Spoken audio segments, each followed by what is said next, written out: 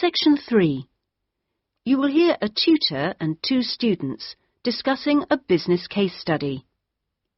First, you have some time to look at questions 21 to 24.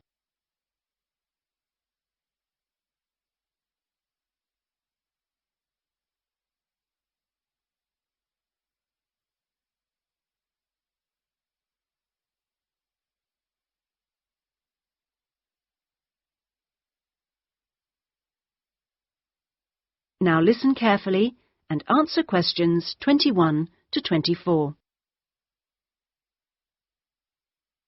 Right, Jason and Karen. Now, I asked you to look at the case study for Box Telecom as part of your exam assessment.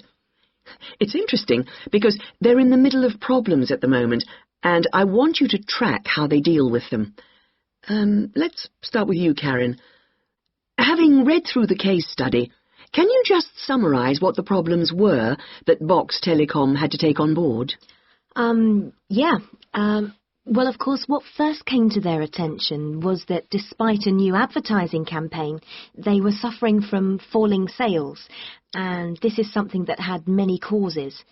On top of that immediate problem, what had also happened over the last 2 years was that although they had invested in an expansion plan, they had to face up to increased competition.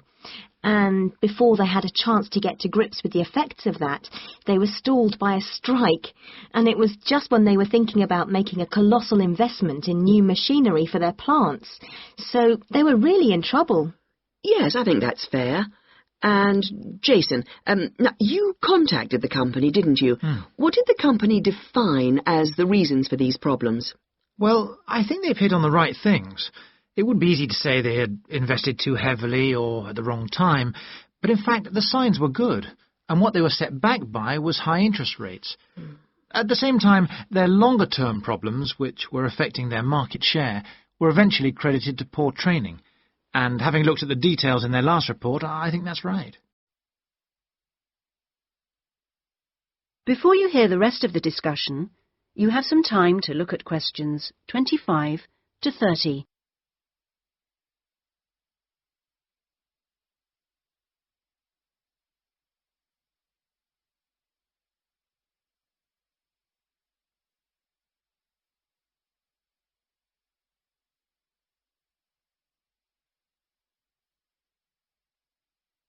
Now listen and answer questions 25 to 30. So, on to the larger issues then. Karen, what do you think the company will do? Well, obviously they have the choice of accepting the very favourable terms that another company, KMG plc, have given them to buy them out. That would mean creating a new company with a new image. Or they could decide on a bolder move and offer some new shares if they wanted. But I think they're much more cautious than that and expect they will start trying to find individuals who'd be prepared to back them with some of the capital they need.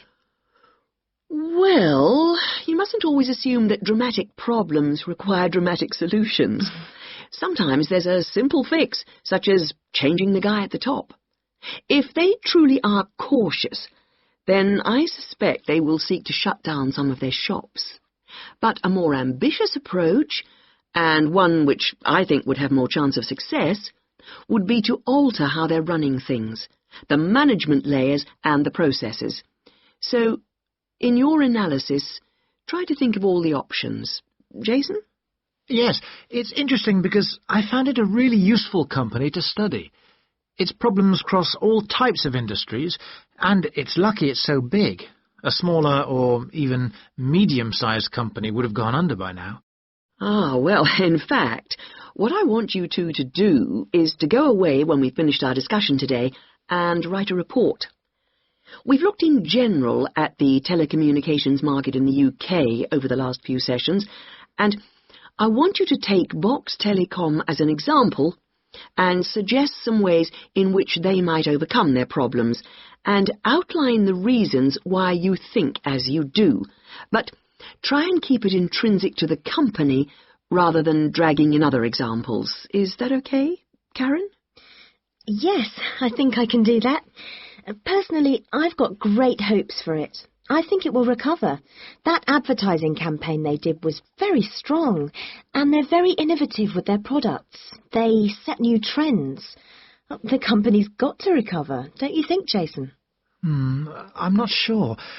I think it can, but it's not a foregone conclusion unless they manage to attract the right level of investment. The company definitely needs a boost, and to attract more highly skilled workers if their recovery is to be long-lasting. When I was talking to the marketing manager, he said to me that he thinks the company had got a great management team. But he would say that, wouldn't he? But they are suffering from having to work with outdated production machinery, and that could cost a lot to put right. Well, personally, I think the stock market is to blame. I think they were expecting too much of the company, and then inevitably it looked bad when it didn't perform. The market should have had more realistic expectations. And I disagree with you about the advertising campaign, Karen. That's where they could do with some innovation to get sales kick-started. Anyway, let's see what you come up with those. That is the end of section 3. You now have half a minute to check your answers.